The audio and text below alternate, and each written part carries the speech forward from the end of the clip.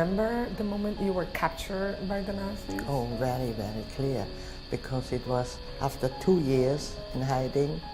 It was my 15th birthday, and we had just moved to a different hiding place again. And people we had known in Amsterdam before all the terrible things happened. And they made a little special breakfast, an egg, because food was very rationed. You got perhaps 2 eggs a week and very little food.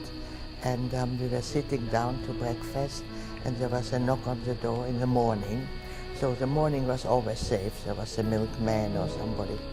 And so they opened the door, and the Nazis stormed in and went straight to us, to my mother and me. And right away, very rough, they handled us, nearly threw us down the stairs, and we walked to the Nazi headquarters. And I had no idea how did they find out, how did this happen. And at the Nazi headquarters, they put me in a little room and started to question me, interrogate. There was a little room, just a table and 2 chairs and lights and a big picture of Hitler on the wall. And they started to bombard me with questions. Where were you those 2 years? Who helped you? Where did you get your ration books? And I must say I was in shock, because I knew now that we were arrested, that might be the end. So, how was your first impression when you arrived at the concentration camp in Auschwitz?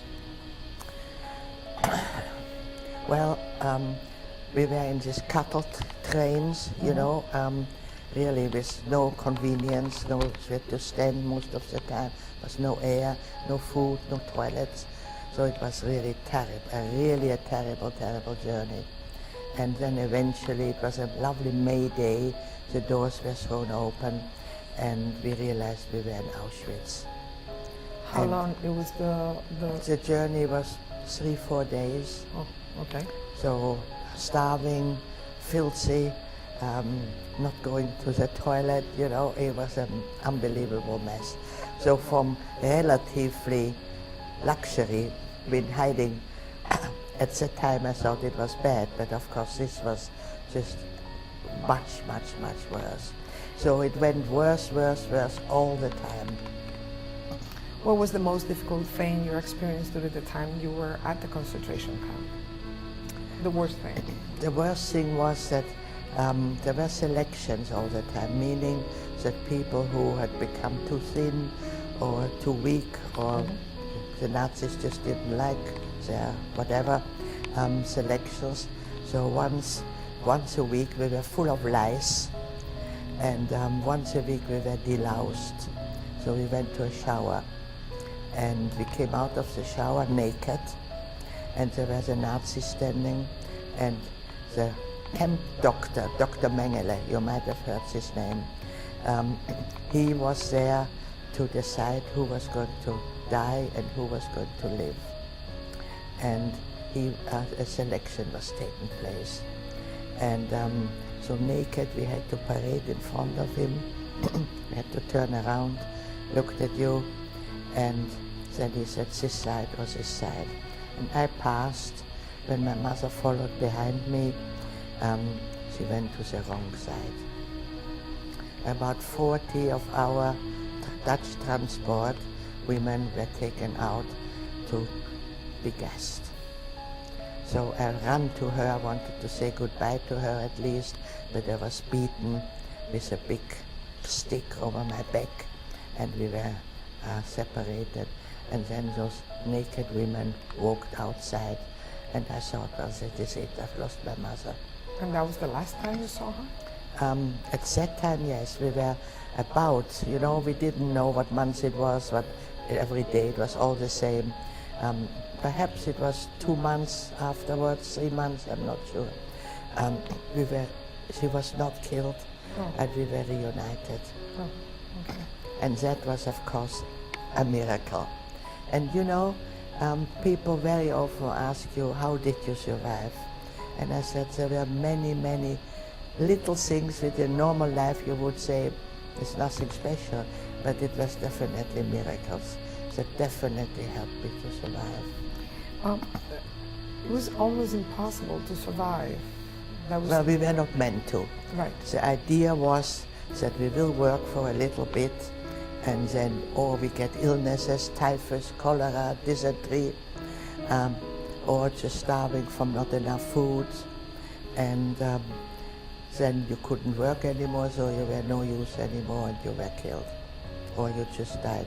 We were 10 people sleeping in a big bunk, just on floorboards, and happened very often that the person who slept next to you in the morning didn't wake up.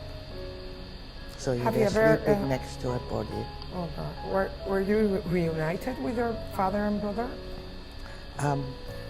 No, not reunited. Again, several miracles. I saw my father twice in Auschwitz, which was very, very unusual. But I saw him after my mother was selected and when I thought she had been killed. So when he asked me, where is Mutti? I told him she had been gassed. This was, you know, I saw my father crumple in front of my eyes. That was the worst thing which he could hear. Oh, have you ever, after that, did you reunited with Anna Frank's family or with her? Well, not his family, because only Otto survived. Right. His wife and his 2 girls perished. But after, in January, when the Germans fled, because the Russians were coming, we were kind of left on our own, and I went then to the men's camp, Auschwitz, because we were in Birkenau. The women's camp was about 3 miles, somewhere different. And I was looking for my father and brother. And so I looked everywhere, and I found one person who looked familiar, but he was very thin. He was a tall man before, and, you know, well fed. And I thought I recognized him.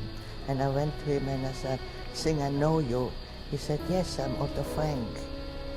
So, and of course, the first question he asked me, "Have you seen my daughters or my wife?"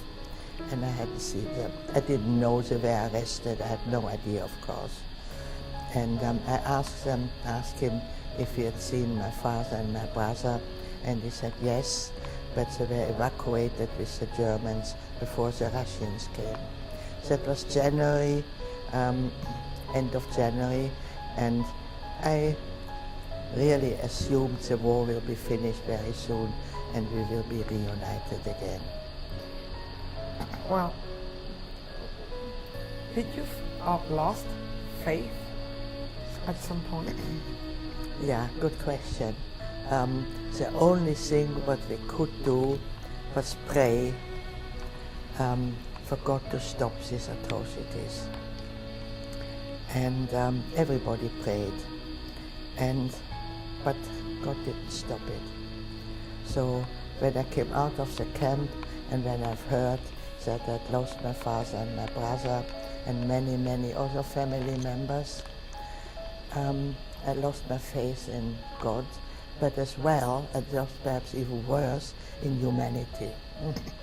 So, and I hated everybody. Excuse me, just. Yeah. Well, do you gain that back? It might be controversial that after the war, I was more depressed than in the camp. Because in the camp, I had to use all my energy, all my concentration to survive. But afterwards, when I realized we would never ever be the family, I got really, really, you know, I even found a note which had written 1st of January 1946, where said, "Life without my father and brother is useless. I would like to commit suicide." I was that depressed.